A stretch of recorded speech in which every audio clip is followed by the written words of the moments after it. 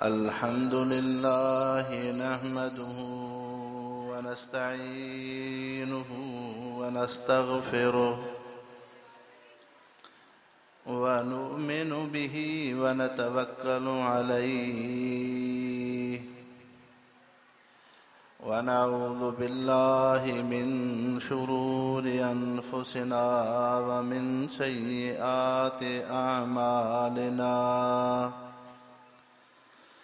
من يهده الله فلا مضل له ومن يضلله فلا هادي له ونشهد أن لا إله إلا الله ونشهد أن محمدًا عبده ورسوله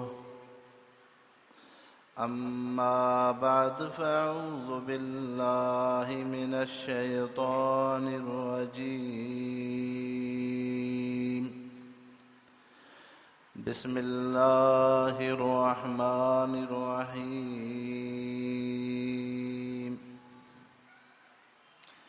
وإن كنتم في ريب مما نزلنا على عبدنا فأتوا بسورة من مثله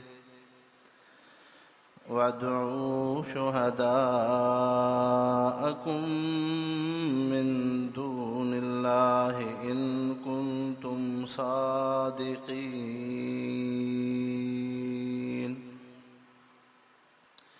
فإن لم تفعلوا ولن تفعلوا فاتقوا النار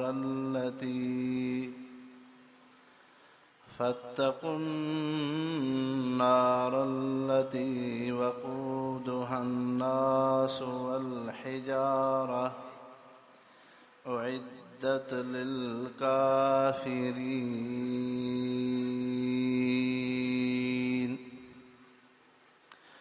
سبحان ربك رب العزة عما يصفون وسلام على المرسلين والحمد لله رب العالمين. عن ابن عباس رضي الله عنهما قال قال النبي صلى الله عليه وسلم اغض عالما أو متعلما أو محبا ولا تكن خامسا فتهلك. وعن عبد الله بن عمر رضي الله عنهما قال قال النبي صلى الله عليه وسلم المسلم الذي يصبر على أذاهم خير من المسلم الذي لا يصبر على أذاهم. وقال النبي صلى الله عليه وسلم بدأ الإسلام غريبا فسيعود كما كان فطوبى للغرباء. सब साथी दिल जी मोहब्बत सां दुरूद शरीफ पढ़ो। अल्लाहुम्मा सल्लि अला सय्यिदिना मुहम्मदिन नबिय्यिल उम्मिय्य व आलिहि व बारिक व सल्लिम अदद कुल्लि मालूमिन लक दाइमन अबदा। रब जो फज़ल ऐं एहसान जंहिं रब करीम तव्हां असांखे ईमान ऐं इस्लाम जी तौफ़ीक़ बख़्शी ऐं उन रब जो फज़ल ऐं एहसान आहे जंहिं रब करीम मुसलमाननि खे हज़रत इब्राहीम अलैहिस्सलाम जी यादगार उन सुन्नत मझां उन क़ुर्बानीअ जी रब साईं तौफ़ीक़ नसीब फरमाए। लेकिन क़ुर्बानीअ जो मक़सदु इहो कोन्हे त मुस्लमान सिर्फ़ु उन जानवर खे सीर ॾिए त उन खे रब जी रज़ा मिलंदी, ऐं चाहे उन मुस्लमान जी ज़िंदगी शरीयत जे ख़िलाफ़ु हुजे, नबीअ जे सुन्नत ऐं सीरत जे ख़िलाफ़ु हुजे, बल्कि क़ुर्बानीअ जो इहो मक़सदु आहे त जीअं मुस्लमान जानवर खे अलाह जे नाले ते क़ुर्बान थो करे, तीअं मुस्लमान जी जान, माल, इज़त, आबरू हर शइ रब जे मथां क़ुर्बान हुजे। पंहिंजे जिस्म ऐं जान खे जहन्नम जी बाहि खां इंसान बचाए, ईमान ऐं कलमे सां पाण खे नवाज़े, ऐं पंहिंजी ज़िंदगी नबी पाक सल्लल्लाहु अलैहि वसल्लम जे सुन्नत ऐं सीरत जे मुआफ़िक़ गुज़ारे, बिदात, रुसूमात, दुनिया जे फितननि, दुनिया जे गंदनि तहज़ीबुनि खां पाण खे बचाए, ऐं पंहिंजी इज़त, आबरू उहा दीन ऐं इस्लाम, रब ऐं रसूल जे मथां फ़िदा ऐं क़ुर्बान करे। अल्लाह से क़ुरान में फ़रमायो, लन तनालुल बिर्र हत्ता तुनफ़िक़ू मिम्मा तुहिब्बून, अव्हां खे रब जी रज़ा तॾहिं मिलंदी जॾहिं प्यारी में प्यारी शइ अव्हां रब जे नाले ते क़ुर्बान कयो। हज़रत इब्राहीम अलैहिस्सलाम सिर्फ़ु बचे जी क़ुर्बानी न ॾिनी, हज़रत इब्राहीम अलैहिस्सलाम पंहिंजे जान जी क़ुर्बानी ॾिनी, पंहिंजे मिटनि माइटनि खे छॾण जी क़ुर्बानी ॾिनी, उन वक़्त जे ज़ालिम निमरूद बादशाह सां मुक़ाबिले ऐं तौहीद ते ज़िंदगी गुज़ारे उन क़ुर्बानी ॾिनी, पंहिंजे घरवारी बीबी हाजर रज़ियल्लाहु अन्हा खे पाण खां जुदा करण जी क़ुर्बानी ॾिनी, मासूम बचड़े हज़रत इस्माईल ज़बीहुल्लाह अलैहिस्सलाम खे पाण खां जुदा करण जी क़ुर्बानी ॾिनी, बल्कि ही उहो पैगंबर आहे जंहिंजे क़ुर्बाननि ऐं इम्तिहाननि जो बयान रब साईं ख़ुदि क़ुरान शरीफ़ में बि फ़रमायो आहे। व इज़ इब्तला इब्राहीम रब्बुहु बिकलिमातिन फ़अतम्महुन्न, रब साईं फ़रमाए थो असां इब्राहीम खां इम्तिहान वरितोसीं, लेकिन इब्राहीम हर इम्तिहान में कामिल ऐं मुकमल हो। दुनिया जे अंदरि त ईअं हूंदो आहे, असुल क़ुर्बानी अरबीअ जो लफ़्ज़ आहे जंहिंजी माना आहे क़रीब ऐं वेझो थियणु। बानो अहिड़ो अमल करे जंहिंसां उहो बानो पंहिंजे ख़ालिक ऐं रब जे वधीक वेझो ऐं क़रीब अची थिए। ताज़ो तव्हां असां निमाज़ पढ़ीसीं, इन जे करे जो निमाज़ जे ज़रिए बानो रब खे क़रीब ऐं वेझो थींदो आहे। मुस्लमान क़ुरान शरीफ़ पढ़ंदो आहे, क़ुरान जे तिलावत जे ज़रिए इंसान रब खे वेझो थींदो आहे।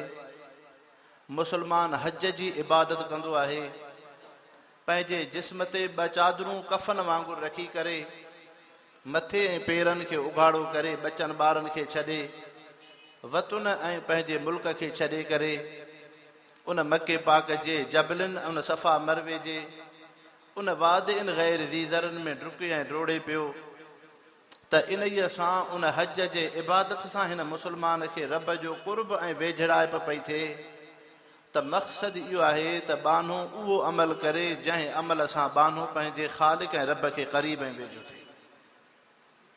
जॾहिं जान पंहिंजे रब जे हुक्मनि जे मुआफ़िक़ गुज़ारींदो त रब जे क़रीब थींदो, जॾहिं माल पंहिंजे रब जे हुक्मनि जे मुआफ़िक़ ख़र्च कंदो त रब जे क़रीब थींदो, जॾहिं इज़त आबरू पंहिंजी दीन ऐं नबीअ जे मथां क़ुर्बान कंदो त रब जे क़रीब ऐं वेझो थींदो, जॾहिं दुनिया जे रुसूमात ऐं बिदात खे छॾे करे दीन इस्लाम सां सही निस्बत ऐं ताल्लुक़ रखंदो त बानो पंहिंजे ख़ालिक ऐं रब जे वधीक क़रीब ऐं वेझो थींदो।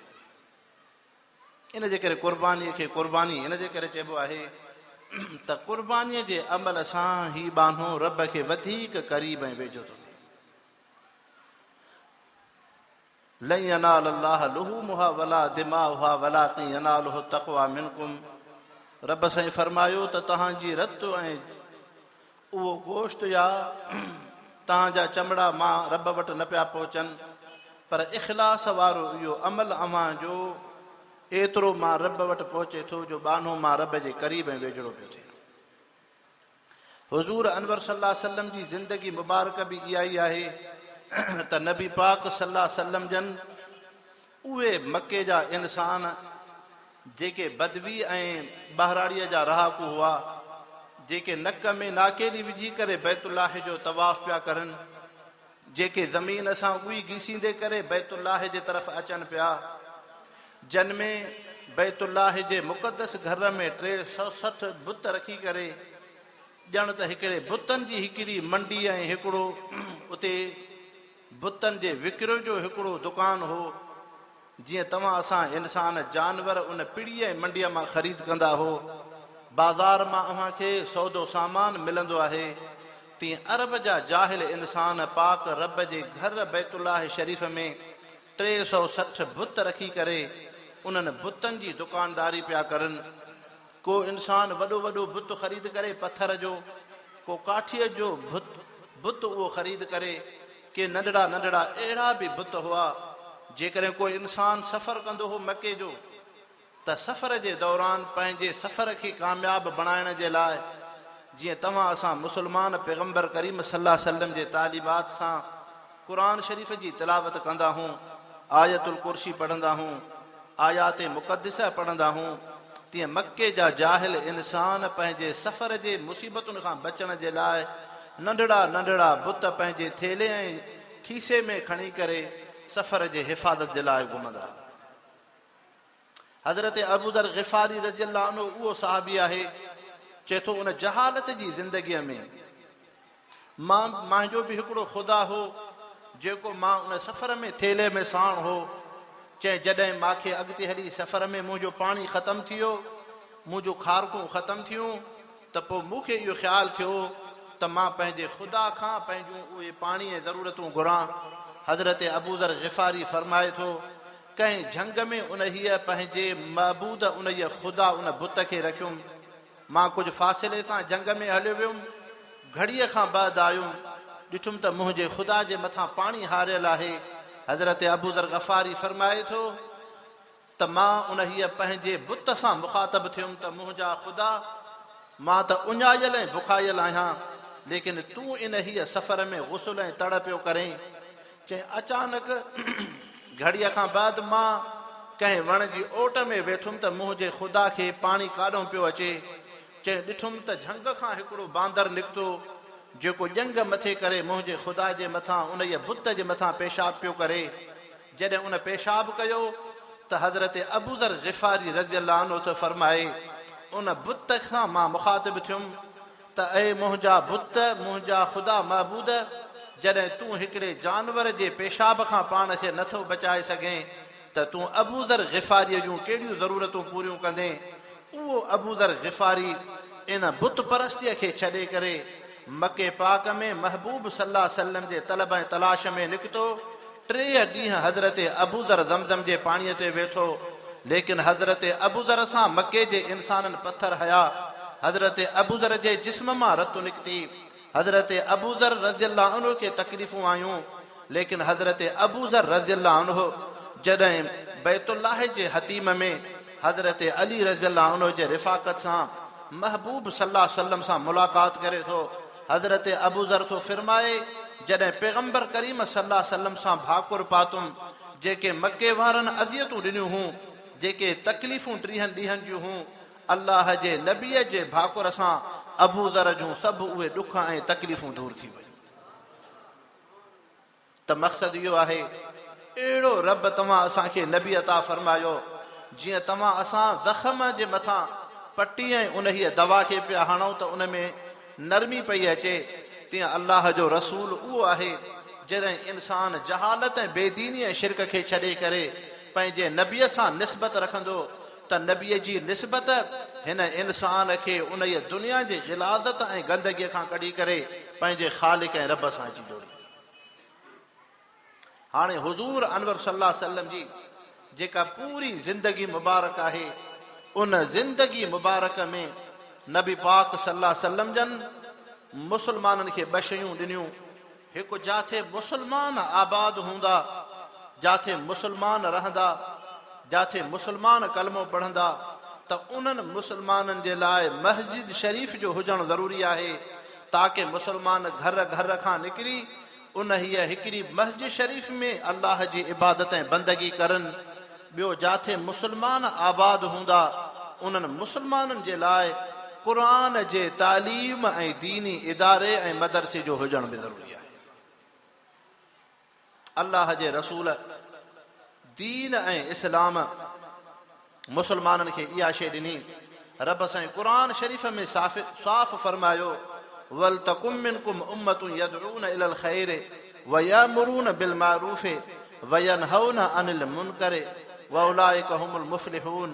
रब साईं फरमाए थो, अव्हां मुस्लमाननि मां हिकिड़ी अहिड़ी जमात हुजे जेके नेकीअ जे तरफ़ सॾनि, भलाईअ जे तरफ़ सॾनि, गुनाहनि ऐं बुराइनि खां रोकनि।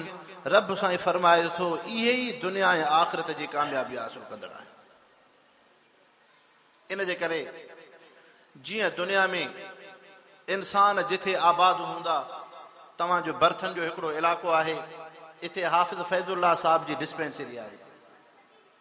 उते अव्हांखे ॿ शयूं मिलियूं, हिकु उन डॉक्टर जो इलाजु मिलियो, उन सां गॾु अव्हांखे ज़ाहिरी दुनिया जे बीमारियुनि जे लाइ दवा ऐं इलाज बि मिलियो।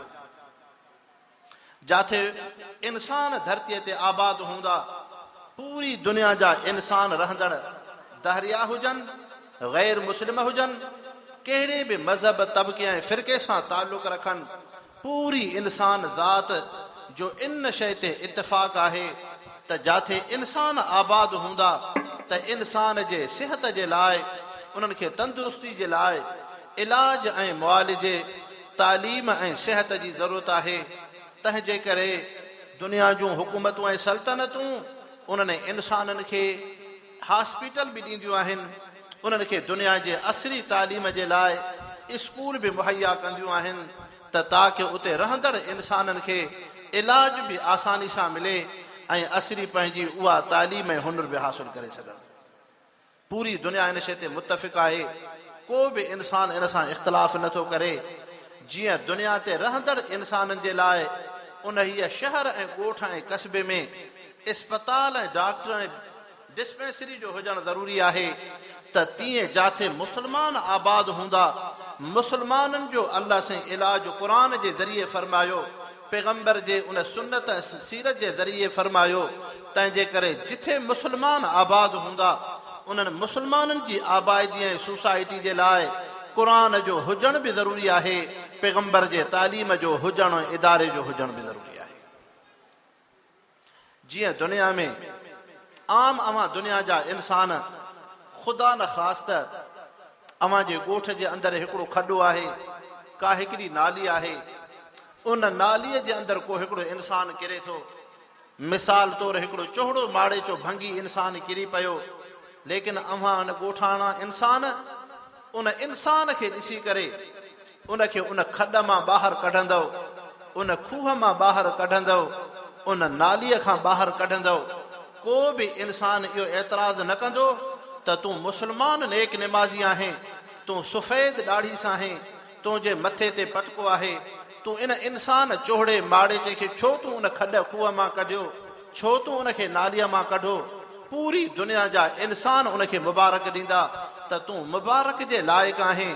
जेको हिकिड़ो इंसान खॾ ऐं नालीअ में किरियल पियो हो, तूं उन इंसान ज़ात सां हमदर्दी ऐं भलाई करे उन खे उन खूह ऐं नालीअ खां ॿाहिरि कढियो आहे, तंहिंजे करे तूं उन मुबारकनि जे लाइक़ु आहीं।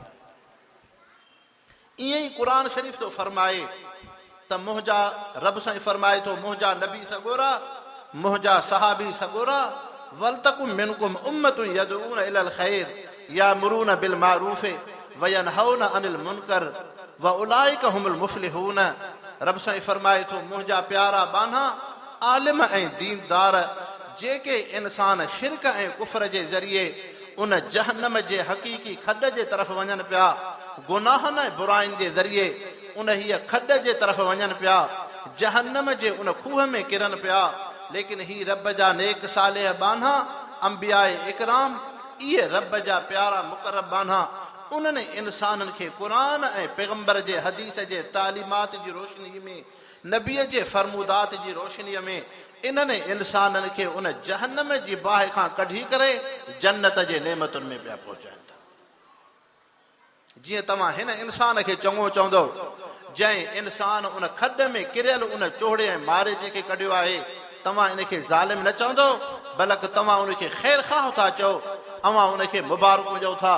तीअं दुनिया जो उहो इंसान जंहिं पंहिंजे 5 फुटनि जो जिस्म पंहिंजे महबूब सल्लल्लाहु अलैहि वसल्लम जे सुन्नत ऐं सीरत क़ुरान ऐं हदीस जे मुआफ़िक़ गुज़ारियो, त हाणे इहो इंसान जेकॾहिं कंहिं भिटकियल ऐं गुमराह इंसान खे जहालत ऐं बेदीनी ग़िलाज़त ऐं गंदगीअ खां कढी करे पंहिंजे ख़ालिक ऐं रब जे क़रीब ऐं वेझो पियो करे, त अहिड़े इंसान खे रब ऐं रसूल बि सुठो इंसान पियो चवनि।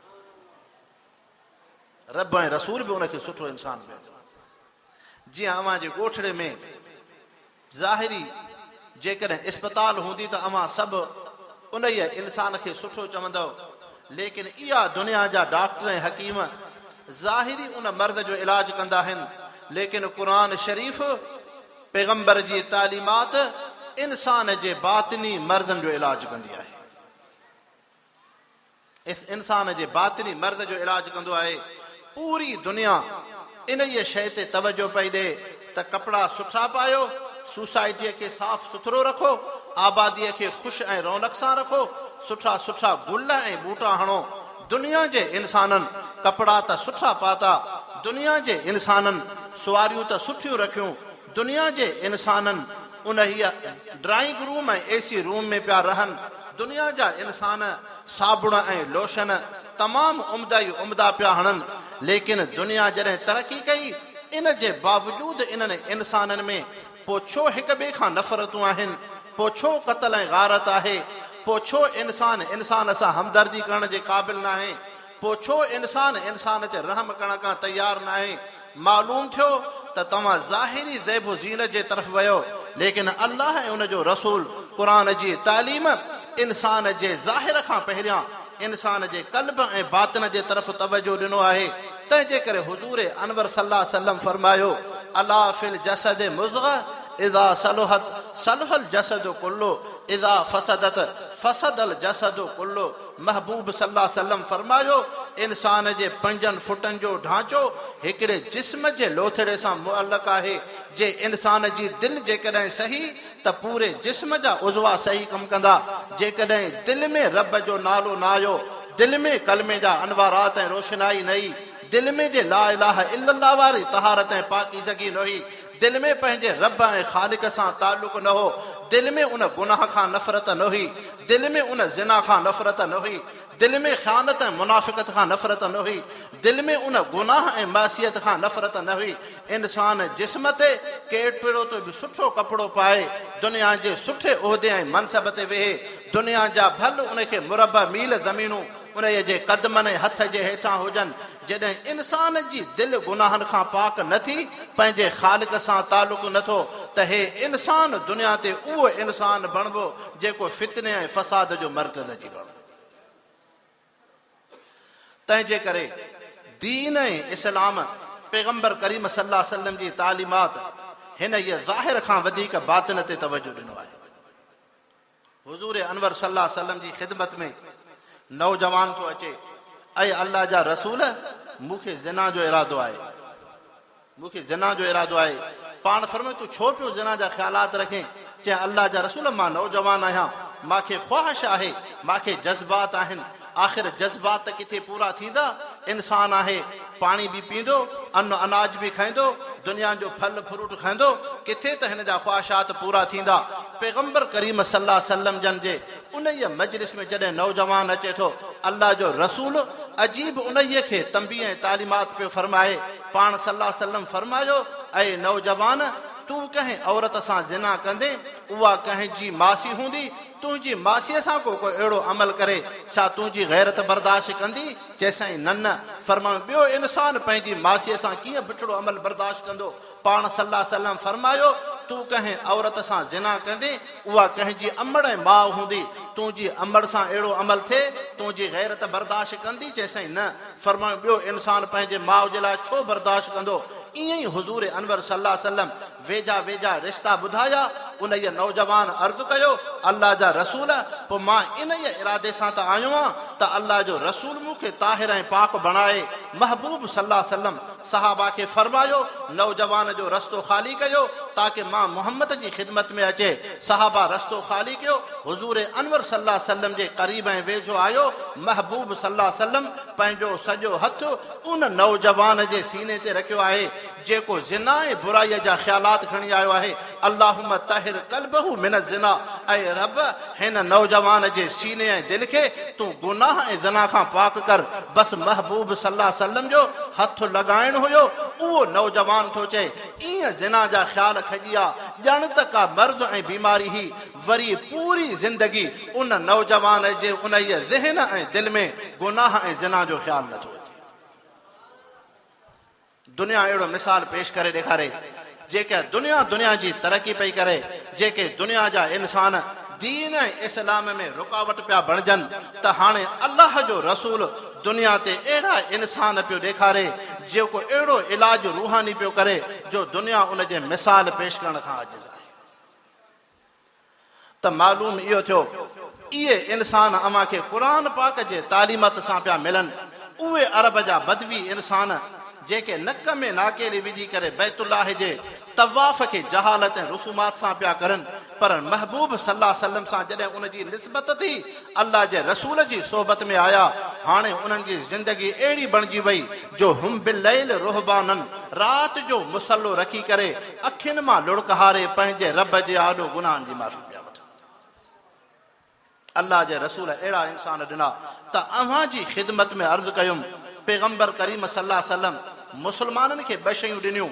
हिकु मुस्लमाननि खे मस्जिद ॾिनी, ॿियो मुस्लमाननि खे क़ुर जे तालीम जे लाइ मदरसतुर रसूल हुज़ूर सल्लल्लाहु अलैहि वसल्लम ॾिनो आहे। जॾहिं मके पाक में नबी पाक सल्लल्लाहु अलैहि वसल्लम दीन जो बुनियाद था रखनि, उहो मको जंहिंमें चौ तरफ़ शिरक ई शिरक आहे, हज़रत अरकम रज़ियल्लाहु अन्हु जो घरड़ो जेको सफ़ा जबल जे वेझो आहे, उन ही हज़रत अरकम रज़ियल्लाहु अन्हु जे घर खे महबूब सल्लल्लाहु अलैहि वसल्लम पहिरियां मस्जिद बणायो। जेसीं ताईं हज़रत उमर रज़ियल्लाहु अन्हु मुस्लमान न आहिनि तेसीं ताईं मुस्लमान हज़रत अरकम रज़ियल्लाहु अन्हु जे घर में रब जो सजदो ऐं रब जी बंदगी पिया करनि। महबूब सल्लल्लाहु अलैहि वसल्लम ते ईअं फरमायो जोइलत लियल अर्ज़ु मस्जिदा, रब साईं मां मोहम्मद खे पूरी रूए ज़मीन मस्जिद करे ॾिनी आहे।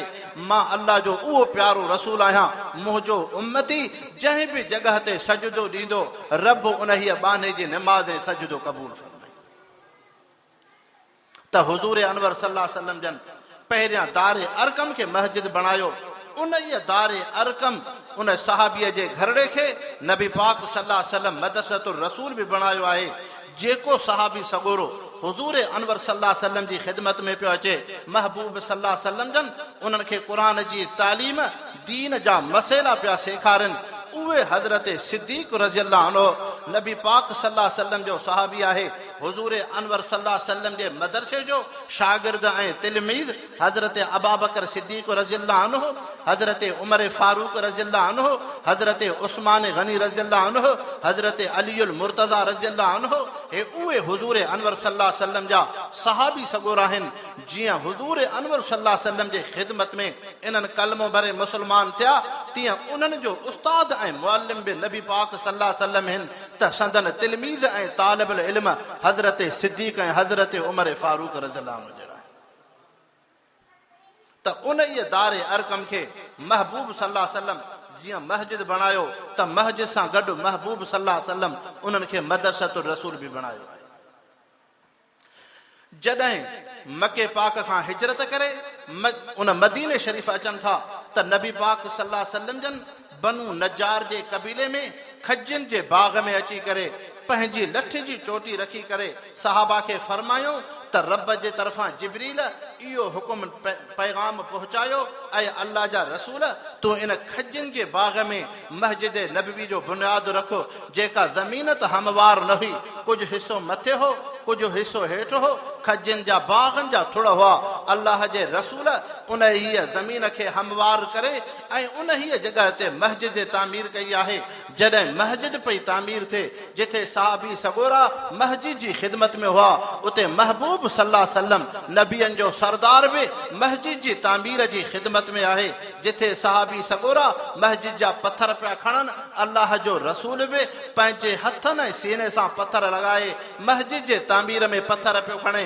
जिथे साहबी सगोरा मस्जिद नबवी जे तामीर में कचूं सिरूं पिया खणनि, महबूब सल्लल्लाहु अलैहि वसल्लम बि सहाबा सां गॾिजी मस्जिद नबवी जे तामीर में उहे कचूं सिरूं पिया खणनि। जिथे साहबी सगोरा मस्जिद जे उन हीअ छत जे लाइ खजनि जूं छड़ियूं पिया खणनि, उते अल्लाह जो रसूल सहाबनि सां गॾिजी करे मस्जिद नबवी जे उन हीअ तामीर में सहाबा सां गॾु छड़ियूं खणी करे दुनिया जे इंसाननि खे ॿुधायईं त हीअ मस्जिद शरीफ़ उहो रब जो पाक घर आहे।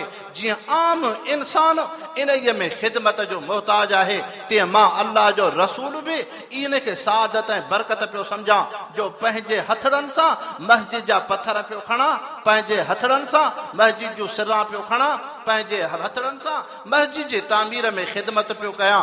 उम्मत खे तालीम ॾिनऊं त जिथे मुस्लमान आबाद हूंदा, उन्हनि मुस्लमाननि जे लाइ जामा मस्जिद ऐं मस्जिद जो हुजणु ज़रूरी आहे। पाण सल्लल्लाहु अलैहि वसल्लम जन मदीने शरीफ़ में मस्जिद शरीफ़ जो बुनियाद रखियो। जॾहिं मस्जिद पूरी थी, मस्जिद जे तामीर खां बाद असाबे सुफ़ह जे मदरसे जो बुनियाद थो थिए त हाणे नबी सल्लल्लाहु अलैहि वसल्लम जी ख़िदमत में जेके कुंड कुड़छ खां इंसान ईंदा, जेके सहाबी बणबा मुस्लमान थींदा वेंदा, मुस्लमान थियण खां बाद उन्हनि खे रब ऐं ख़ालिक सां उन जोड़ण जे लाइ तालीम जी ज़रूरत आहे। तीअं महबूब सल्लल्लाहु अलैहि वसल्लम जन उते उन मस्जिद नबवी सां गॾु मदरसते रसूल असाबे सुफ़ह जो बि बुनियाद पियो रखे। त मालूम थियो जेकॾहिं मके में मस्जिद हुई त मके में मदरसो हो, जे मदीने में मस्जिद नबवी ठही आहे त मदीने में असाबे सुफ़ह जो मदरसे जो बुनियाद पियो आहे। हाणे हुज़ूर अनवर सल्लल्लाहु अलैहि वसल्लम जन जे सहाबिन मजां हज़रत मुआज़ बिन जबल रज़ियल्लाहु अन्हु हे उहो सहाबी आहे जॾहिं इन सहाबीअ खे नबी पाक सल्लल्लाहु अलैहि वसल्लम जन यमन जे मुस्लमान आया ऐं अल्लाह जा रसूल मुस्लमान ऐं कलमे भरण खां बाद उन्हनि अर्ज़ु कयो असांखे उस्ताद ऐं मुअल्लिम ॾिनो वञे। नबी पाक सल्लल्लाहु अलैहि वसल्लम हज़रत मुआज़ बिन जबल रज़ियल्लाहु अन्हु, हज़रत अबू मूसा अशरी रज़ियल्लाहु अन्हु, हे ॿई तिलमीज़ ऐं शागिर्द नबी पाक सल्लल्लाहु अलैहि वसल्लम जा जेके क़ुरान जा हाफ़िज़ ऐं कारी आहिनि, नबीअ जे सीने खां इल्म हासिल करे अॼु उन यमन जे इलाइक़े में हिकिड़ो हज़रत अबू दर हज़रत मुआज़ बिन जबल रज़ियल्लाहु अन्हु उन हीअ यमन जे जामा मस्जिद जो इमाम ऐं ख़तीब आहे त हज़रत अबू मूसा अशरी रज़ियल्लाहु अन्हु जेको यमन जे मुस्लमाननि खे क़ुरान जी तालीम ॾेई करे उन पैगंबर करीम सल्लल्लाहु अलैहि वसल्लम जे वरिसे उन हीअ मदरसे खे आबाद कयूं वेठल आहे। त मालूम इहो थियो जेकॾहिं हज़रत इब्न मसूद रज़ियल्लाहु अन्हु जे कूफे में अचनि था त कूफे में हज़रत अब्दुल्लाह बिन मसूद जामा मस्जिद जो बुनियाद पियो रखे, जिथे अब्दुल्लाह बिन मसूद रज़ियल्लाहु अन्हु जामा मस्जिद जो इमाम ऐं ख़तीब हो, त उन सां गॾु अब्दुल्लाह बिन मसूद कूफे जे उन्हनि मुस्लमाननि जे उन बचड़नि ऐं नौजवाननि खे क़ुरान ऐं हदीस जी तालीम पियो ॾे। किथे हज़रत अबू ज़र ग़िफ़ारी रज़ियल्लाहु अन्हु, किथे हज़रत अबू दरदा रज़ियल्लाहु अन्हु, किथे हज़रत अबू मूसा अशरी रज़ियल्लाहु अन्हु, किथे हज़रत अब्दुल्लाह बिन मसूद रज़ियल्लाहु अन्हु, किथे हज़रत अब्दुल्लाह बिन उमर रज़ियल्लाहु अन्हु, किथे हज़रत अब्दुल्लाह बिन अब्बास रज़ियल्लाहु अन्हु। इहे महबूब सल्लल्लाहु अलैहि वसल्लम जा उहे सहाबी आहिनि जेके सीना बसीना अल्लाह जे रसूल खां क़ुरान ऐं हदीस जो इल्म हासिल करे दुनिया जे कुंड ऐं कुड़छ में जाथे उहे बुनियाद रखियऊं, जिथे मुस्लमाननि जे मस्जिद जो बुनियाद पिया रखनि त उते मुस्लमाननि जे लाइ क़ुरान जे तालीम जो आगाज़ पिया कनि। त मालूम इहो थियो त जाथे मुस्लमान आबाद हूंदा त उन्हनि मुस्लमाननि जे लाइ मसाजिद जो हुजणु बि ज़रूरी आहे। जीअं मसाजिद जो हुजणु ज़रूरी आहे, तीअं मुस्लमाननि जे क़ुरान जे तालीम जो इहो बि हुजणु ज़रूरी आहे।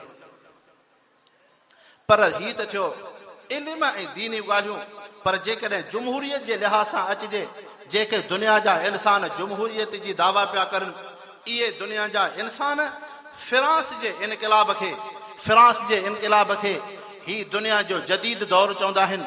जीअं तव्हां असांजे दीन में नबी पाक सल्लल्लाहु अलैहि वसल्लम जन जॾहिं नुबुवत जो ऐलान कजो, उन नुबुवत जे ऐलान खां पहिरियां इस्लाम हज़रत ईसा अलैहिस्सलाम जे आसमान ॾे खजी वञण 600 साल जो जेको विच में ज़मानो ऐं दौर गुज़रे थो, इस्लाम उनखे जहालत जो दौर थो चए। महबूब सल्लल्लाहु अलैहि वसल्लम जे नुबुवत जो दौर, इस्लाम उनखे रोशनी, तालीम ऐं तहज़ीब ऐं उन जी अक़लमंदीअ जो मुआशिरो पियो चए।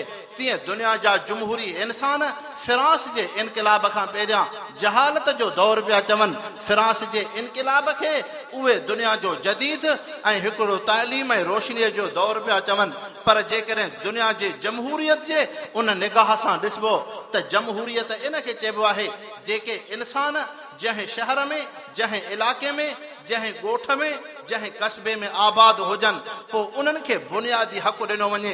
बिजली बुनियादी हक़, उन्हनि जा रोड रस्ता उन्हनि जो बुनियादी हक़, अस्पताल बुनियादी हक़, स्कूल उन्हनि जो बुनियादी हक़, उन्हनि खे घर ऐं उन्हनि खे सहूलियत, अमन ऐं सलामती, इहो जमहूरी बुनियादी हक़।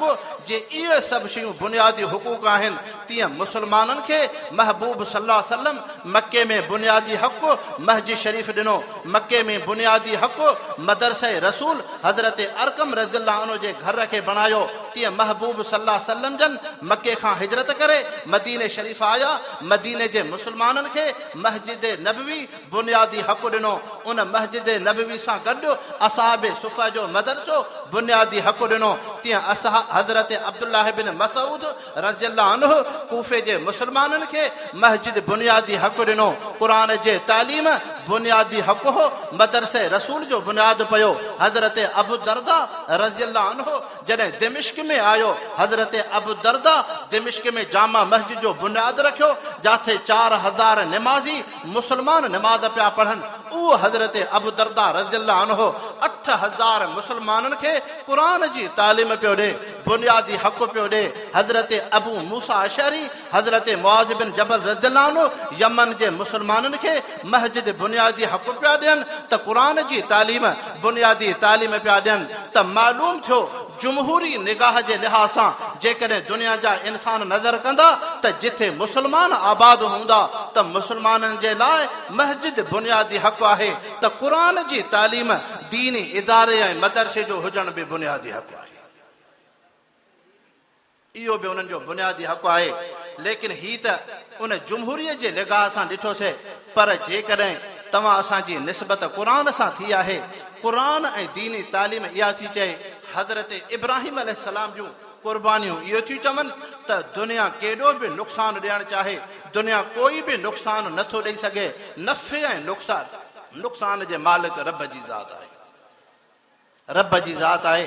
अकुल त ईअं थो चए त पाणी इंसान खे ॿोड़ींदो आहे, अकुल त ईअं थो चए त पथर तमामु सख़्तु आहे, अकुल त ईअं थो चए त बाहि उन इंसान खे साड़ींदी आहे, अकुल त ईअं थो चए त छुरी उन जंहिं साह वारी शइ जे मथां हलाइबी त उन खे ॿ अध करे छॾींदी। लेकिन क़ुरान जे तालीम तौहीद इहा थी शइ तोखे मूंखे अक़ीदो सेखारे त न पाणी हुजे न ॿोड़े, जो रब जी कुवत सभ खां वधीक आहे। जेकॾहिं बाहि हुजे इंसान खे न साड़े, जीअं हज़रत इब्राहिम अलैहिस्सलाम बाहि जे आड़ाह में आहे, लेकिन बाहि गुलज़ार ऐं बाग पई बणिजे, जो रब जो हुकुम न हो। जेकॾहिं छुरी हुजे हज़रत इस्माइल हेठां हुजे, मथां सीर ॾींदड़ बि नबी, जंहिंखे सीर पई अचे उहो बि नबी, जॾहिं उन्हनि खे ज़िब पियो कयो वञे, मथां छुरी गर्दन ते रखियल पूरी मख़लूक हर हिकु अल्लाह अकबर चयो, ज़मीननि ऐं आसमाननि बि चयो अल्लाह अकबर। ऐं इब्राहिम पंहिंजे नेक साले फर्ज़ंद हज़रत इस्माइल खे तूं ज़िब ऐं छुरी पियो हलाए, जॾहिं गर्दन ते छुरी आहे, आसमाननि बि चयो अल्लाह अकबर, ज़मीननि बि चयो अल्लाह अकबर, पाणी बि चयो अल्लाह अकबर, हवा बि चयो अल्लाह अकबर, सिज ऐं चंड बि चयो अल्लाह अकबर, फ़रिश्तनि बि चयो अल्लाह अकबर, जिब्रील बि चयो अल्लाह अकबर, मीकाइल बि चयो अल्लाह अकबर, इज़राइल बि चयो अल्लाह अकबर, इसराफील बि चयो अल्लाह अकबर। पूरी काइनात चए थी अल्लाह अकबर। इन छुरीअ खां वधीक रब जी ज़ात ऐं रब जी ताक़त आहे।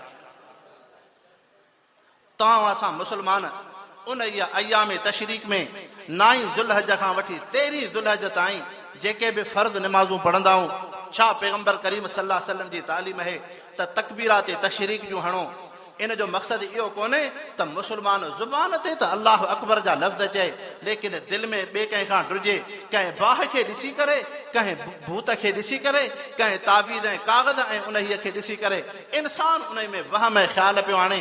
आम अॼुकल्ह दुनिया जो मुआशिरो ईअं आहे ॿ भाइर पाण में नफ़रतूं हूं ॿिनि रिश्तेदारनि जूं नफ़रतूं हूं कंहिंखां पुछिजे छो तव्हां में नफ़रतूं थियूं फिलाणे तावीज़ात कया आहिनि फिलाणे अमल कया आहिनि तूं मुस्लमान आहीं तोखे अल्लाह जे नबीअ इहा तालीम ॾिनी त तूं हर निमाज़ खां बाद अल्लाह अकबर चओ तूं निमाज़ में अल्लाह अकबर चओ बांगो अल्लाह अकबर चए मुकबिर अल्लाह अकबर चए तूं नंढड़ो ॿारड़ो हुई तॾहिं बि तुंहिंजे उन सॼे कन ते अज़ान जा अल्फाज़ आया अल्लाह अकबर तुंहिंजे उन खॿे कन ते तकबीर जा लफ़्ज़ आया अल्लाह अकबर जॾहिं तूं मयत हुई तूं जनाज़ो हुई तूं त हिकिड़ो लाश हुई जॾहिं मुस्लमान जनाज़ो पिया पढ़नि त जनाज़े में 4 तकबीरूं पिया हणनि अल्लाह अकबर अल्लाह अकबर अल्लाह अकबर।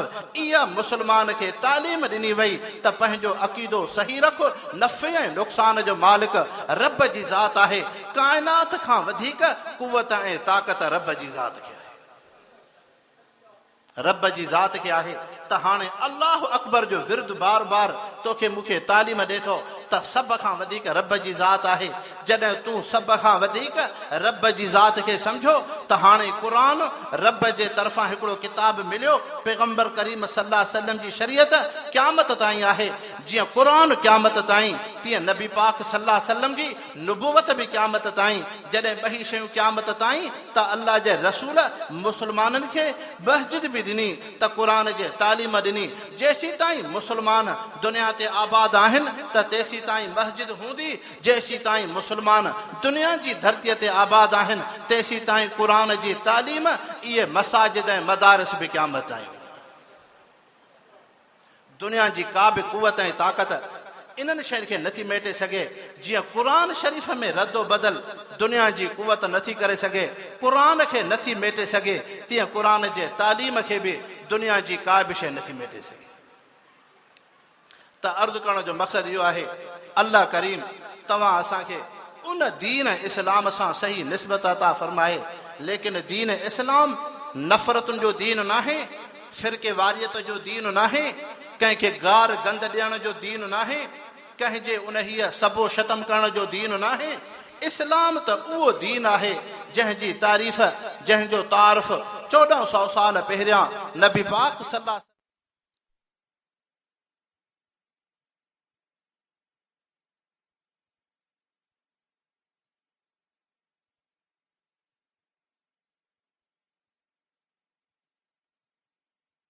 असां 15वीं सदीअ जे इंसाननि दीन इस्लाम इहो सम्झोसीं त सिर्फ़ु अक़ीदो सही हुजे बसि हाणे दीन आहे न न इहे इस्लाम जो हिसो आहे। सभ खां पहिरियां अक़ीदो सही हुजणु ॿिए नंबर ते इबादात आहिनि निमाज़ पढ़णु हज करणु कुर्बानी करणु रोज़ा रखणु ज़कात ॾियणु जिन खे इबादात चयो वियो आहे इहे ॿिए नंबर ते इस्लाम जो हिसो इबादात आहिनि। टियों मामलात आहिनि मुस्लमान जी ॾेती लेती ख़रीद ऐं फ़रोख्त मामलात महबूब सल्लल्लाहु अलैहि वसल्लम जे सुन्नत तरीक़े जे मुआफ़िक़ हुजनि जिन खे मामलात ख़रीद फ़रोख्त तिजारत ऐं बिज़नेस चइबो आहे। चौथे नंबर ते इस्लाम में हुस्न मुआशरत आहे यानी इंसाननि सां उथण वेहण जो सलीक़ो ॻाल्हाइण जो सलीक़ो घुमण जो सलीक़ो उन उथण वेहण जो सलीक़ो जंहिंखे हुस्न मुआशरत चयो वियो आहे। इस्लाम सभ खां वधीक तवजो हुस्न मुआशरत ते ॾिनो तुंहिंजो अक़ीदो बि सही तुंहिंजूं इबादतूं बि सही तुंहिंजा मामलात बि सही लेकिन तुंहिंजे अंदरि हुस्न मुआशरत हुजे सोणो अख़लाक ऐं सोड़ी ज़िंदगी हुजे जंहिंखे पैगंबर करीम सल्लल्लाहु अलैहि वसल्लम अख़लाक हसना सां ताबीर फरमायो। नबी पाक सल्लल्लाहु अलैहि वसल्लम जो सहाबी हज़रत मुआज़ रज़ियल्लाहु अन्हु आहे पाण सल्लल्लाहु अलैहि वसल्लम फरमायो या मुआज़ अहसन खुल्क़क लिन्नास। ऐं मुआज़ तू अॼु नबीअ जे तरफ़ां यमन जे इंसाननि जे लाइ गवर्नर ऐं वाली उस्ताद ऐं कारी थी पियो वञे, पर अहसन खुल्क़क लिन्नास। ऐं मुआज़ पंहिंजा अख़लाक सुठा रखजांइ, मतां ईअं सम्झे त मां नबीअ जो सहाबी आहियां, नबीअ जो नुमाइंदो आहियां, तीअं उन्हनि इंसाननि सां जीअं वणे तीअं पेश अचां। न फरमायो ऐं मुआज़ पंहिंजा अख़लाक इंसाननि सां सुठा रख, तॾहिं तोखां अल्लाह ऐं रसूल बि तोखां राज़ी थींदा। त इस्लाम उन हीअ हुस्न मुआशरत ते तवजो ॾिनो आहे। हुस्न मुआशरत कहिड़ी शइ आहे? हुस्न मुआशरत इहा आहे जॾहिं हाजी सगोरा हजर असवद जे उन पत्थर जे साम्हूं अचनि त शरीयत जो हाणे हुकुम आहे, नबी पाक सल्लल्लाहु अलैहि वसल्लम जी तालीम आहे त हिक ॿिए खे धिका न ॾियो, बल्कि परे खां इस्लाम करे हथड़ो मथे करे ऐं पंहिंजे हथ खे चुमी ॾियो, ॼणो तव्हां हजर असवद जे उन पत्थर खे चुमी ॾिनी आहे। छो?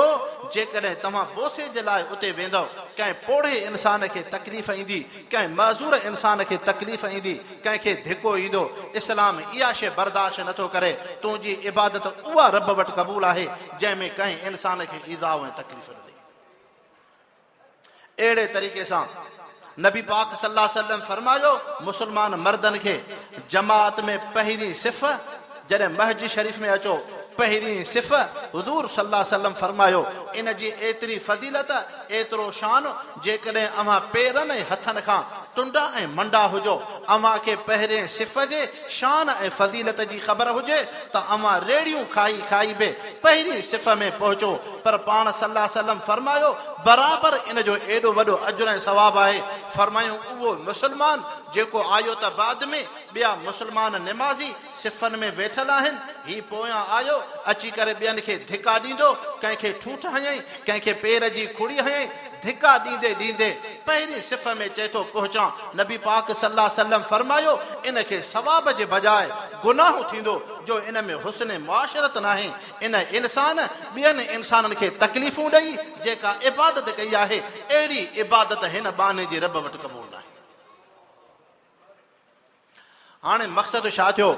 जेकॾहिं अव्हां मुस्लमान आहियो, कलमो पढ़ियो अथव त दीन इस्लाम इहो थो तालीम ॾे त हाणे क़ौमियत खे छॾियो, बिरादरिन खे छॾियो, उन क़ौमी फितने फ़साद में न अचो, बल्कि अव्हां नबीअ जे दीन ऐं तालीम खे साम्हूं रखी करे, क़ुरान ऐं हदीस खे साम्हूं रखी करे, जीअं अल्लाह जे रसूल मुस्लमाननि जे अंदरि हुस्न मुआशरत बणाई। हज़रत अबूज़र ग़िफ़ारी क़बीले जो, हज़रत सुहैब रूम जो, हज़रत ज़ुल्बजाद रज़ियल्लाहु अन्हु मुख़्तलिफ़ क़बीले जो, हज़रत तुफ़ैल दोसी क़बीले जो, हज़रत सलमान उहो फ़ारसी क़बीले जो, मुख़्तलिफ़ क़बीले जा आहिनि, लेकिन नबीअ जी सोहबत में अहिड़ा इंसान बणिजी विया जो अल्लाह जे रसूल त छा, पर क़ुरान बि फरमाए, मुहम्मद रसूलुल्लाह वल्लज़ीन माहू अशद्दाउ अलल कुफ़ार रुहमाउ बैनहुम, जेके पाण में मेहरबान ऐं रहम दिल हुआ। ॿी जॻह ते रब फरमायो, युसिरून अला अनफुसिहिम वलौ कान बिहिम ख़सासा, पंहिंजे ज़रूरतुनि खे पोइते रखी करे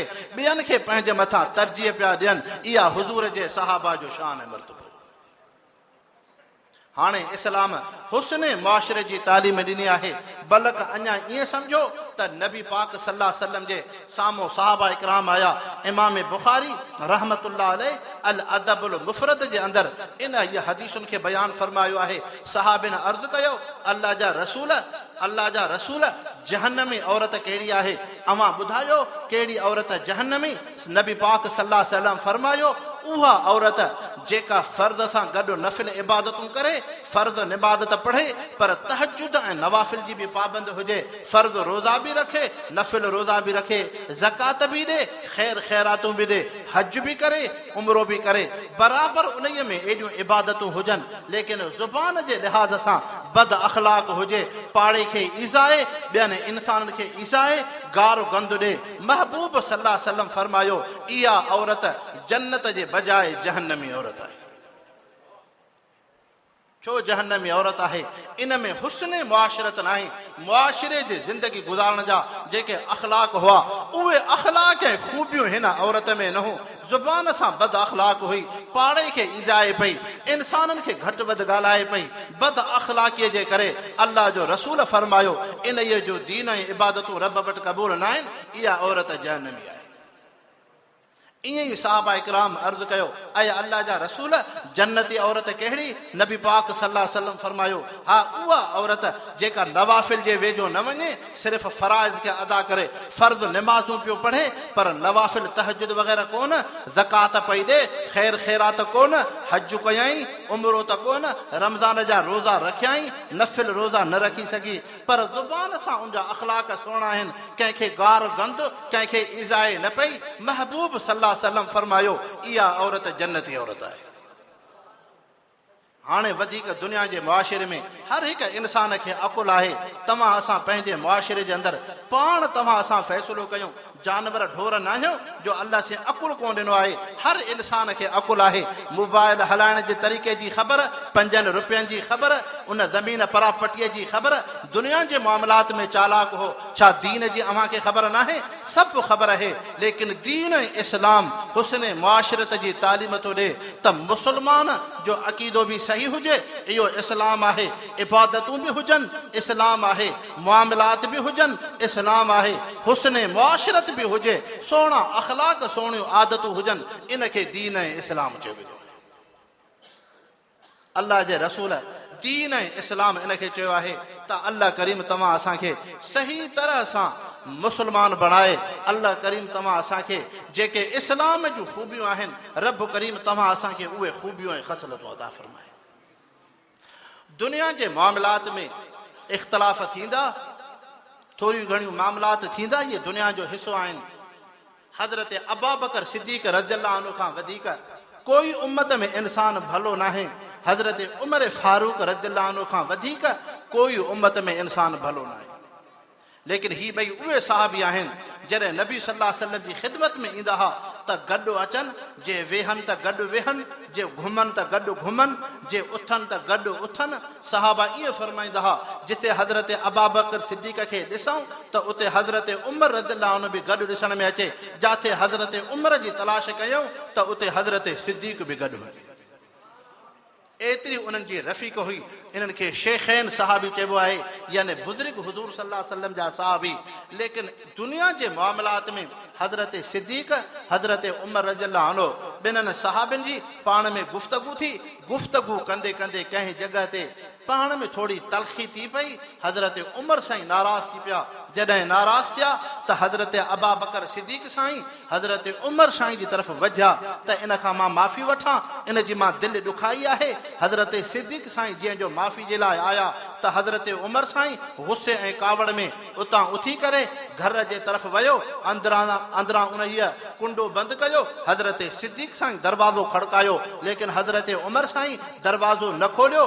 घड़ीअ खां बाद हज़रत सिद्दीक़ साईं महबूब सल्लल्लाहु अलैहि वसल्लम जी ख़िदमत में आया।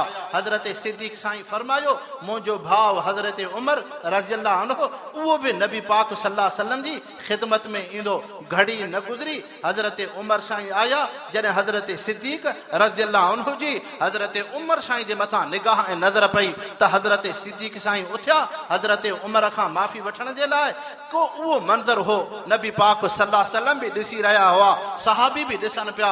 हज़रत सिद्दीक़ रज़ियल्लाहु अन्हु हज़रत उमर खां माफ़ी पियो वठे, हज़रत उमर रज़ियल्लाहु अन्हु हज़रत सिद्दीक़ खां माफ़ी पियो वठे। नबी पाक सल्लल्लाहु अलैहि वसल्लम सहाबियुनि खे फरमायो, मुंहिंजे हिननि ॿिन्ही बुज़ुर्ग सहाबियुनि खे ॾिसो, सहाबी मंज़र ॾिसनि था। ॿई सहाबी हिक ॿिए खां माफ़ी पिया वठनि। अल्लाह जे रसूल ॿिन्हिनि खे सॾु कयो, फरमायूं छाजी पिया माफ़ी वठो? हज़रत सिद्दीक़ साईं अर्ज़ु कयो, साईं पाण में कचहरी करे रहिया हुआसीं, कचहरीअ में का मां एॾी ॻाल्हि कई, मुंहिंजे भाउ हज़रत उमर खे ॾुखी लॻी। हज़रत उमर साईं नाराज़ थियो, इन जे करे मां माफ़ी वठां पियो। हज़रत उमर साईं खां पुछा, तूं छो पियो माफ़ी वठे? चइसि मां त उन उमिरि में घटि, हे त अव्हां जो प्यारो सहाबी, हे त वॾो दर्जे ऐं मक़ाम वारो आहे, मूंखे कावड़ न करणी हुई, पर मां ग़लतीअ में कावड़ कई, इन जे करे पियो माफ़ी वठां त सिद्दीक़ मूंखे माफ़ कर। नबी पाक सल्लल्लाहु अलैहि वसल्लम फरमायो, ऐं मुंहिंजा सहाबियो, जेकॾहिं उम्मत में अहिड़ा इंसान हूंदा जंहिंखां ग़लतियूं थियूं, ग़लतीअ खां बाद हिक ॿिए खां ईअं माफ़ी वठां त मां मुहम्मद जो दीन ऐं इस्लाम क़यामत ताईं आबाद। अल्लाह जे रसूल फरमायो, जेकॾहिं मुस्लमाननि जी अहिड़ी ज़िंदगी हुजे जीअं हज़रत सिद्दीक़ हज़रत उमर साईं जी ज़िंदगी आहे, हिक ॿिए खां माफ़ी वठणु, त कॾहिं बि उन्हनि जे अंदरि नफ़रतूं इख़्तिलाफ़ न ईंदा, बल्कि प्यार ऐं मुहबत जी मुस्लमाननि में ज़िंदगी। लेकिन अॼु जो मुआशिरो ईअं कोन्हे, अॼु जो मुआशिरो कोन्हे। हर हिकिड़ो इंसानु पंहिंजे अकुल सां पाण जज बणियो बीठो आहे, पंहिंजे ॻाल्हियुनि जो पाण वकील, ॿियनि जे ॻाल्हियुनि जे लाइ जज बणियल, पंहिंजो पाण फ़ैसिला पियो करे। जॾहिं इंसानु पंहिंजो पाण जज बणिबो त पोइ दुनिया में मुहबतूं न थींदियूं, बल्कि नफ़रतूं ई नफ़रतूं, पोइ मुहबतूं घटि थींदियूं। लेकिन दीन इस्लाम तव्हां असांखे मुहबत सेखारियो आहे। अर्ज़ु करण जो मक़सदु इहो आहे त तव्हां असां मुस्लमान हूं। हिन वक़्त में पाकिस्तान जे अंदरि मुस्लमाननि जी जेकॾहिं जमात आहे, नुमाइंदा सही हक़ जी जमात, त उहा जमियत उलमा इस्लामी आहे। जमियत उलमा इस्लामी आहे जेका हक़ ऐं सच जी जमात आहे। इहे आलिम दीन आहिनि। ज़रूरु इहे इंसान आहिनि, नबी न आहिनि जो उन्हनि खां ग़लतियूं न थींदियूं, इंसान आहिनि, इंसाननि खां ग़लतियूं थींदियूं। हज़रत महबूब सुबहानी रहमतुल्लाह अलैह पीरान पीर साईं, उहे पंहिंजे ख़लीफ़े ऐं मुरीद खे हिकिड़े इलाइक़े में मोकिलनि था। फरमायूं त तोखे मां अमानत ख़िलाफ़त वारी ॾियां थो, उन इलाइक़े में वञी दीन जी ख़िदमत कर। पोइ पाण उनखे ॿ नसीहतूं फरमायूं हिकु, पाण खे ख़ुदा बि न सॾराइजांइ, ॿियो पाण खे रसूल बि न सॾराइजांइ। त हुन चयो अस्तग़फिरुल्लाह अस्तग़फिरुल्लाह, साईं मां पाण खे कीअं अलाह सॾराईंदुमि, मां पाण खे कीअं रसूल सॾराईंदुमि। त हज़रत महबूब सुभाणे उनखे फरमायो, पुट अलाह सॾाइणु ईअं आहे, रब फरमाईंदो आहे जीअं मां चवां उअं ई थिए। जीअं मुंहिंजो इज़ा अराद शयन ऐं यकूल लहू कुन फयकून, इहो रब जो शान आहे। तूं जंहिं इलाइक़े में वञे त जीअं तूं चईं इंसान उअं हलनि, जे तुंहिंजे मुखालिफ़ हलनि त पोइ इंसाननि जे मथां तूं गुस्सो ऐं कावड़ ऐं नाराज़ थिए, त इहा ख़ुदायत जी दावा आहे। पाण खे ख़ुदा न सॾराइजांइ। चई साईं रसूल कीअं? फरमायूं रसूल जी इहा मिज़ाज ऐं ज़िंदगी आहे जो रसूल ज़ुबान सां कूड़ न ॻाल्हाईंदो आहे। दुनिया जा मामलात थींदा, पोइ तूं कंहिं मामले में अचे, तूं का ॻाल्हि करें त पोइ पंहिंजी ॻाल्हि ते गतो ऐं ज़िद न कजांइ। जे तूं पंहिंजी ॻाल्हि ते ज़िद कई त न, जीअं मां चवां थो इहो ई सही आहे, ईअं ई फ़ैसिलो थियणु खपे। पोइ फरमायूं त इहा तो में रसूलियत जी दावा आहे। चइसि वॾी अव्हां जी महिरबानी थी जो अव्हां पंहिंजे उन हीअ मुरीद जी इहो इस्लाह कयो त ताकी उहो पाण खे ख़ुदायत ऐं रसूलियत खां बचाए। अॼु ईअं ई आहे, जेकॾहिं कचहरीअ मां अव्हां इंसान मां को बि इंसान हिकिड़ी ॻाल्हि कंदो, ॿिए तरफ़ खां मां हूंदुमि त मां पंहिंजी ॻाल्हि ते जेकॾहिं ज़िद कयमि त न, जेको मां पियो चवां इहो ई सही आहे। जंहिं इंसान मां कई, इहा ई उनजी हलाकत ऐं तबाही आहे। मां कई जंहिं, इहा उनजी हलाकत ऐं तबाही आहे। त दीन इस्लाम मुहबतुनि जो हिकिड़ो मुआशिरो आहे। जमियत उलमा इस्लाम इहा शइ चाहे थी त तव्हांजे हिन मुल्क पाकिस्तान जे अंदरि दीन जो तहफ़ुज़ ऐं मुहाफ़िज़ जे इस्म जे अंदरि आहे, त पोइ उहो जमियत उलमा इस्लामी आहे। जेकॾहिं नामूस रिसालत जो मसालो आयो त जमियत उलमा इस्लाम हुई। जेकॾहिं मदारिस जो मसालो आयो त मौलाना फज़लुर रहमान साहब उन इस्म जे ऐवाननि में उन्हनि जे साम्हूं मुखातिब हो त मदारिस असांजे ईमान जो हिसो आहिनि, बराबरि उन्हनि जी आडेट थिए। लेकिन कंहिं बि रजिस्टर मदरसे, कंहिं बि उन अमन पसंद इदारे जे लाइ काई बि अव्हां खे आंगुर खणण जी इजाज़त न थींदी। कराचीअ खां वठी वेंदे गिलगत ताईं, कागान ताईं हज़ारे मदारिस हुआ। उन्हनि मदारिस जी रजिस्ट्रेशन उन हीअ अचे सर्च ऑपरेशन जी। जॾहिं उन्हनि इदारनि कोशिशूं कयूं, तव्हां असांजे पन्नेआकिल जे शहर में बि मदारिस जी सर्च थी आहे, लेकिन कंहिं बि मदरसे में मतबख़ ऐं बोरची खाने जे छुरीअ खां सवाइ को बि असलो ऐं हथियार ऐं गोली न आहिनि। मालूम छा थियो त मदारिस अमुन जा गहवार आहिनि, अमुन जा गहवार आहिनि। दीन इस्लाम फितने फसाद खे नथो चाहे। जमियत उलमा इस्लाम इन ई अज़म ऐं इरादे खे खणी निकिती आहे त अव्हां उन ई जमियत उलमा इस्लाम जे प्लेटफॉर्म ते इस्लाम जो बि तहफ़ुज़ कयो ऐं पंहिंजे दीन ऐं उलमा हक़ जो बि साथ। लेकिन नफ़रतुनि खां पाण खे बचायो, नफ़रतुनि खां बचायो। हज़रत इमाम शाफ़ी रहमतुल्लाह अलैह फ़िक़ह शाफ़ीअ जा इमाम आहिनि। इमाम आज़म अबू हनीफ़ा रहमतुल्लाह अलैह फ़िक़ह हनफ़ीअ जा इमाम आहिनि। इमाम शाफ़ी इमाम हनफ़ीअ जे शागिर्दनि जो बि शागिर्द आहे। इमाम अबू हनीफ़े जे शागिर्द जो शागिर्द आहे, लेकिन हज़रत इमाम आज़म अबू हनीफ़ा रहमतुल्लाह अलैह जंहिं उन हीअ जगह ते सुतल ऐं आरामी आहिनि, जॾहिं इमाम शाफ़ई फ़िक़े शाफ़ई जो इमाम उन जे मस्जिद शरीफ़ में निमाज़ पढ़ाइण जे लाइ इमाम थी बीहे थो, इशा जी निमाज़ आहे। इमाम शाफ़ीअ जे फ़िक़ह में इहा फ़तवा आहे त ॾाढियां आमीन चइजे। अलहम्द शरीफ़ जॾहिं पूरो थिए त आमीन ॾाढियां चइजे। इमाम अबू हनीफ़े जे फ़िक़ह हनफ़ीअ में इहा फ़तवा आहे त आहिस्ता आमीन चइजे। लेकिन इमाम शाफ़ई रहमतुल्लाह अलैह जेको फ़िक़े शाफ़ीअ जो इमाम आहे, जॾहिं उन हीअ इमाम आज़म अबू हनीफ़ा मस्जिद जे ओभारे पासे खां उन हीअ मस्जिद खां ॿाहिरि उन्हनि जी क़बर आहे। इमाम शाफ़ई उन मस्जिद शरीफ़ में जॾहिं इमाम था थियनि, इशा जी निमाज़ था पढ़ाइनि त आमीन आहिस्ता चयाऊं। जॾहिं इमाम शाफ़ई सलाम वरायो त जमायतनि एतिराज़ कयो ऐं इमाम शाफ़ई तो फ़िक़े शाफ़ीअ जो इमाम आहे, तुंहिंजे फ़िक़ह जे अंदरि ॾाढियां आमीन चवणु ज़रूरी आहे। इमाम आज़म अबू हनीफ़े जे फ़िक़ह में आहिस्ता आमीन चइबी, लेकिन फरमायूं त तूं ॾाढियां छो न चई, तूं आहिस्ता छो चई, इन शइ जो जवाबु ॾे। हज़रत इमाम शाफ़ई इमाम आज़म अबू हनीफ़ा जे क़बर जे तरफ़ इशारो कयो त हिन क़बर में इमाम आज़म अबू हनीफ़ा सुतल आहे, जेको पंहिंजे फ़िक़ह जो इमाम, ॼण इमाम शाफ़ईअ जो बि उस्ताद अची बणिबो। हिन इलाइक़े में फ़िक़े हनफ़ीअ जी फ़तवा आहे त आमीन उन अलहम्द खां बाद आहिस्ता आमीन चइजे। अॼु जेकॾहिं इमाम शाफ़ई उन जे मस्जिद में ॾाढियां आमीन चवे हा त फितनो ऐं फ़साद दुनिया में बर्पा करे। तंहिंजे करे मां इन जे करे इमाम न थियुमि निमाज़ में, इन जे करे ॾाढियां आमीन न चई त मतां हिते फितनो पए। फितने खे ख़तम करण जे लाइ अॼु शाफ़ईअ बि अबू हनीफ़े जी तक़लीद करे आहिस्ता आमीन चयो आहे। मक़सदु छा थियो? कॾहिं त तुंहिंजे मुंहिंजे फ़िक़ह जा अहिड़ा इमाम हुआ जेके उन ई फ़िक़ह जो इमाम सुतल आरामी आहे, लेकिन हिन खे उन जो एॾो अदब ऐं हया आहे। सुतल जेको इमाम आहे उन जो बि क़बर वारे जो हया आहे, लेकिन अॼु दुनिया जे इंसान सिर्फ़ फितननि जे तरफ़ आहे। ख़बरदार, पाण खे फितननि खां बचायो। इन जे करे हिंदुस्तान जे अंदरि, बसि आख़िरी ॻाल्हि अवां जी ख़िदमत में अर्ज़ु थो कयां, हिंदुस्तान जे अंदरि हिकिड़ो ईसाई पादरी अचे थो, ॾाढी रखी करे, सफ़ेद कपिड़ा पाए, जुनेद बगदादी थी करे, हिकिड़े मस्जिद जे इमाम जे उहो पोयां आयो, उन सां दोस्ताना तालुकात रखे, नज़रो न्याज़ सां जॾहिं बि उन जी कचहरी में वेहे त उन ते नज़रो न्याज़ ॾे, चंद पैसा ॾे, दोस्ताना तालुकात थी विया त उन हीअ ईसाई पंहिंजी ईसाईयत जो मज़हब ज़ाहिर न कयो। उन मस्जिद जे इमाम खे चयो त साईं मौली साहब, अव्हां ॿुधायो त असहाबे कहफ जे कुते जो रंगो कारो हो या अछो हो? त इमाम मौली साहब ख़ामोश थी वियो। उन चयो साईं असां त अहिड़ो पढ़ियो ई कोन्हे। चइसे मां त ईअं पढ़ियो आहे, हाणे ईसाई थो चए, मां त ईअं पढ़ियो आहे उन जो रंग कारो हो।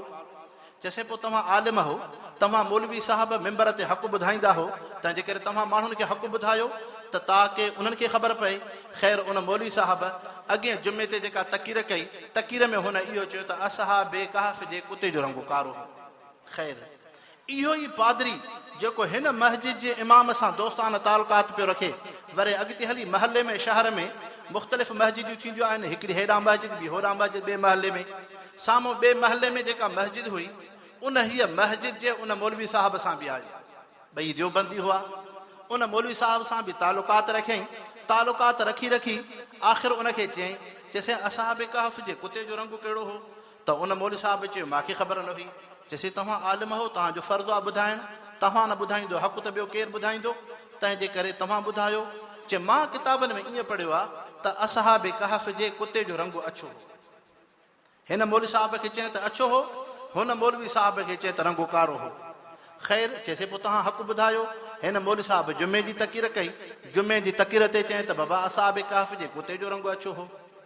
ॿिन्ही मस्जिदनि जा निमाज़ी शहर जे अंदरि ॻोठ में, अवां माण्हू होटल ते वेंदा हो, मीतलनि में होटल आहे, चौकी ते होटल आहे, जीअं हिते गॾु आयो त तीअं उते होटल ते बि ॿिन्ही मस्जिदनि जा महल ॻोठनि जा इंसान गॾु वेहंदा आहिनि। ईअं चौक ते चौराहे ते गॾु थिया त अटकल ते उन पादरीअ ॻाल्हि छोड़ी, उन इहा ॻाल्हि छेड़ी त बाबा असहाबे कहफ जे कुते जो रंग ॿुधायो कहिड़ो हो?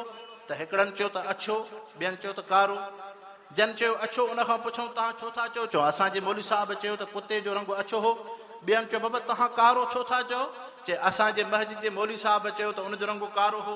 ईअं अछे कारे ते झगड़ो थी पियो, लठियुनि में हथ पिया, नेठि इंसान जो क़त्ल ऐं खून अची वियो। हाणे इनखे सोचो त असुल उन में बुनियाद केरु बणियो? उहो ईसाई जेको शरारत करे आयो।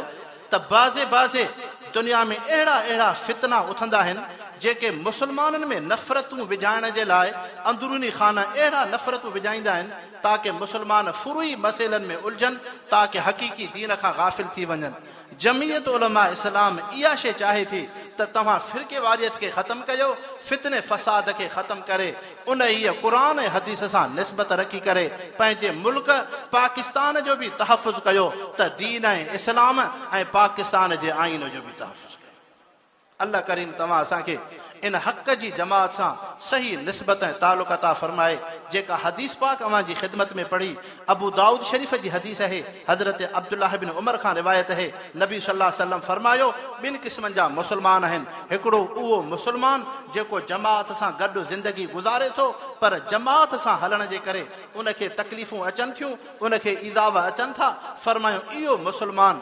ॿियो उहो मुस्लमान जेको जमात सां गॾिजी नथो हले, चए थो त न मुंहिंजी राय जी अहमियत नाहे, मुंहिंजी ॻाल्हि जी अहमियत नाहे, मुंहिंजी का अहमियत नाहे, हाणे इहो अलॻि थो ज़िंदगी गुज़ारे। त नबी सल्लल्लाहु अलैहि वसल्लम फरमायो इन अकेले मुस्लमान खां उहो मुस्लमान रब वटि वधीक प्यारो आहे जेको पंहिंजे ख़्वाहिशात खे पोइते रखी जमात सां गॾिजी ज़िंदगी थो गुज़ारे। अल मुस्लिम लज़ी यसबिरु अला अज़ाहिम, हदीस जा लफ़्ज़ आहिनि। अल मुस्लिम लज़ी, उहो मुस्लमान, यसबिरु अला अज़ाहिम, जेको ईज़ावन तकलीफ़नि ते सब्र थो करे, ख़ैरु मिनल मुस्लिम लज़ी ला यसबिरु अला अज़ाहिम, उन मुस्लमान खां भलो आहे जंहिंखे ईज़ावन ऐं तकलीफ़नि ते सब्र नथो करे, जमात सां गॾिजी नथो हले। महबूब सल्लल्लाहु अलैहि वसल्लम फरमायो इज्तिमाई ज़िंदगीअ में तकलीफ़ूं ईंदियूं। मां हिकिड़ो पीर साहिब जो पुटु, बुज़ुर्ग जो पुटु, पर समय जमात जे अंदरि ख्याल ऐं इरादा मुंहिंजे ज़हन ऐं सोच जे ख़िलाफ़ हूंदा आहिनि, भले हुजनि, पर जॾहिं जमात जेका फ़ैसिलो कंदी त उन फ़ैसिले जी तामील ज़रूरी आहे। इन जे करे जॾहिं मुस्लमाननि में इज्तिमाई ज़िंदगी हूंदी त उन्हनि में मुहबतूं पैदा थींदियूं, कॾहिं बि उन्हनि में बग़ावत ऐं नफ़रत न ईंदी। अल्लाह करीम तव्हां असांखे इन जमियत उलमा इस्लाम सां निस्बत अता फरमाए। अल्लाह करीम दुनिया जे फितननि ऐं फ़सादनि खां महफ़ूज़ फरमाए। आलिम सगुरा आयल आहिनि, जीअं जमात वेठी आहे ईअं वेठी हुजे। सिर्फ़ु मां पंहिंजे हिसे जी दुआ थो घुरां, अल्लाह साईं तव्हां असांखे सही तरह सां दीन सां निस्बत अता फरमाए। अल्लाहुम्मा आमीन। या अल्लाह या रहमान या रहीम या हय्यु या क़य्यूम। सुब्हान रब्बिका रब्बिल इज़्ज़ति अम्मा यसिफून व सलामुन अलल मुरसलीन वल्हम्दुलिल्लाहि रब्बिल आलमीन।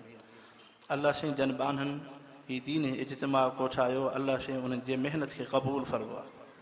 अल्लाह साईं हिन ॻोठ खे जीअं तूं तौहीद सां आबाद फरमायो, ईअं पाण में मुहबतूं अता फरमा। अल्लाह साईं वॾनि जो अदब, नंढनि ते शफ़क़त जी तौफ़ीक़ अता फरमा। या अल्लाह साईं बीमारनि खे शिफ़ा अता फरमा। मुहताजनि सां या अल्लाह साईं उन जूं ज़रूरतूं पूरियूं फरमा। जेके इंसान परेशान आहिनि, अल्लाह साईं उन जूं परेशानियूं दूर फरमा। अल्लाह साईं जीअं हीअ दीन इज्तिमा हमेशह थींदड़ आहे, अल्लाह साईं क़यामत ताईं इन इज्तिमा खे हमेशह आबाद फरमा। जन मुस्लमाननि हिन में ख़ैर ख़ैरात जो हिसो ॻंढियो, अल्लाह साईं उन्हनि जे ख़ैरातुनि ऐं क़ुर्बानी जे अमल खे बि क़बूल फरमा। या अल्लाह साईं जेका जमात हाज़िर थी उन्हनि जी हाज़िरी बि क़बूल फरमा। जेके आलिम सगुरा आया उन्हनि जो वाज़ो नसीहत बि क़बूल फरमा। अल्लाह साईं असांखे दुनिया जे फितननि खां महफ़ूज़ फरमा, पाण में एको मुहबत अता फरमा। अल्लाह साईं हिन मुल्क पाकिस्तान जी हिफ़ाज़त फरमा। अल्लाह साईं हिन मुल्क जी हिफ़ाज़त फरमा। अल्लाह साईं शाइर इस्लाम जी हिफ़ाज़त फरमा। उलमा जी महिनतुनि खे क़बूल फरमा। या अल्लाह साईं तूं असांजी दुनिया आख़िरत सुहिणी फरमा, क़ब्र ऐं क़यामत रोशन फरमा। ईमान सां रहाए, ईमान सां ख़ात्मो बिल ख़ैर फरमा। सल्लल्लाहु तआला अला ख़ैर ख़ल्क़ि मुहम्मदिन व आलिहि व बारक वसल्लम बिरहमतिक या अरहमर राहिमीन। ला इलाहा